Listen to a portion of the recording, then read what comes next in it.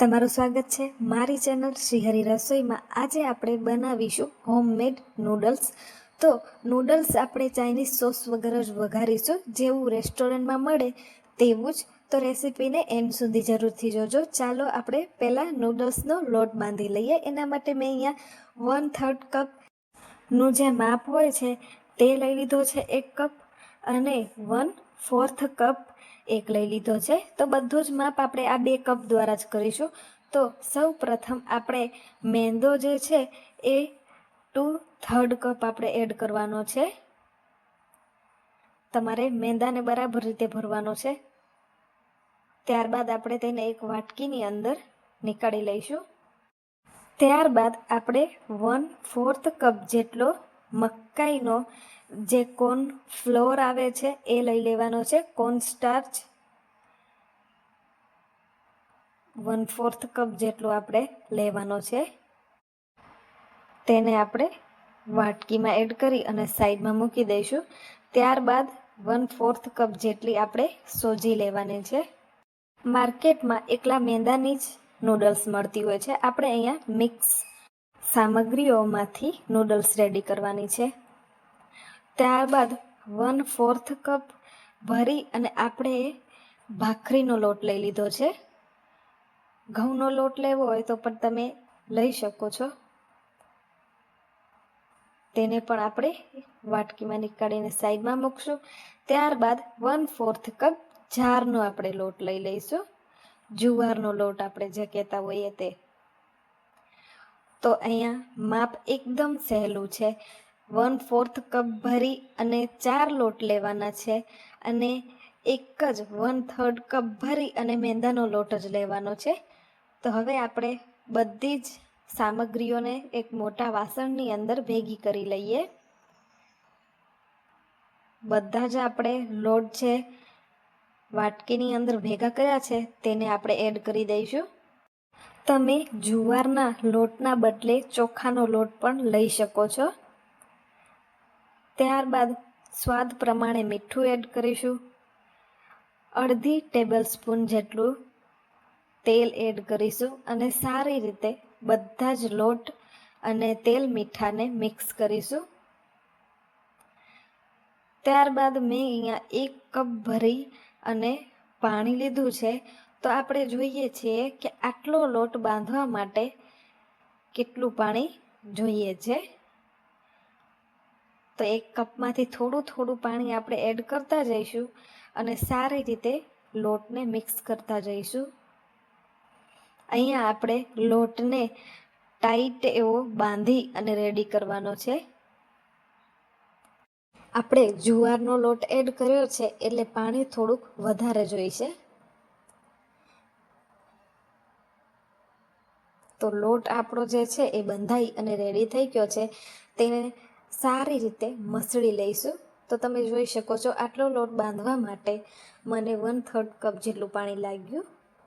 એક મોટા વાસણની અંદર પાણી ભરી અને તેને ગેસ ઉપર ગરમ કરવા મૂકવાનું છે। ત્યારબાદ તેની અંદર મીઠું અને તેલ એડ કરવાના છે। હવે આપણે સંચો લઈ લઈશું નૂડલ્સ પાડવા માટે, અને જારી જે છે એ મેં મીડિયમ સાઇઝની લીધી છે। અને હવે આપણે આપણા લોટમાંથી એક ભાગ અલગ કરી લઈશું અને તેને આપણે સારી રીતે મસળી અને સંચાની અંદર એડ કરી દઈશું। એક સાથે બધો લોટ સંચાની અંદર આપણે એડ નથી કરવાનો, થોડો થોડો લોટ એડ કરી અને આપણે નૂડલ્સ પાડશું તો તે સારી રીતે પડી જશે। તો હવે અહીંયા કને પાણી જે છે ગરમ થઈ ગયું છે। ગેસની ફ્લેમ જે છે એને ધીમી રાખીશું અને આપણી નૂડલ્સને આપણે પાડતા જઈશું। આપણે લોટ કઠણ વાળ્યો છે તેના લીધે આપણને થોડીક એવી મહેનત લાગશે। તમારે ઉકળતા પાણીની અંદર બિલકુલ પણ એડ નથી કરવાની, નકર આપણી જે નૂડલ્સ છે તે તરત જ પાણીમાં જતાં જ તૂટી જશે। તો આ વાતની તમારે ખાસ ધ્યાન રાખવાની। આપણી નૂડલ્સ જે છે એને આપણે બાફવા માટે મૂકી દેવાની છે। તો રેગ્યુલર આપણે નૂડલ્સ જે બાફતા હોઈએ તે પ્રમાણે જ આપણે બાફવાની છે. આને 10 મિનિટ જેવું થાય તરત જ આપણે તેને એક વાસણની અંદર અથવા તો ચાયણીની અંદર ઓસારી લેવાની છે. તો તમે જોઈ શકો છો કૂક થઈ ગઈ છે આપણી નૂડલ્સ. 70% કૂક થાય ત્યારે આપણે ફ્લેમને ફૂલ કરી દેવાની. હવે આપણે ઝારા વડે તેને ચાયણીની અંદર ઓસારી લઈશું અને આવી જ રીતે બધી જ નૂડલ્સ આપણે રેડી કરી લઈશું. તો નૂડલ્સ અહીંયા રેડી થઈ ગઈ છે. હવે આપણે તેને વઘારવાની પ્રોસેસને જોઈએ. તો એના માટે એક કઢાઈની અંદર આપણે તેલ એડ કરીશું. ત્યારબાદ તેની અંદર એડ કરવાના વેજીટેબલ જોઈ લઈએ. હવે આપણે એની અંદર આદુ મરચાં લસણની પેસ્ટ એડ કરશું અને સારી રીતે સાતળી લઈશું. પેસ્ટ જે છે એ સારી રીતે સતળાઈ જાય ત્યારબાદ આપણે તેની અંદર ડુંગળી એડ કરશું. આ રીતે નૂડલ્સ એક વખત જરૂરથી બનાવજો. બહુ જ સુપર ટેસ્ટી એવી લાગે છે. તો ડુંગળી આપણી સારી રીતે સતળાઈ ગઈ છે. ત્યારબાદ આપણે કોબી, ગાજર અને કેપ્સિકમ પણ એડ કરી અને સારી રીતે સાતળી લઈશું. ત્યારબાદ તેની અંદર આપણે સ્વાદ પ્રમાણે મીઠું એડ કરવાનું છે. આપણે મીઠું લોટ બાંધતી વખતે અને નૂડલ્સને ઉકાળતી વખતે પણ એડ કર્યું છે. તો આપણે સ્વાદ પ્રમાણે એડ કરવાનું. ત્યારબાદ તેની અંદર મરી પાવડર એડ કરીશું.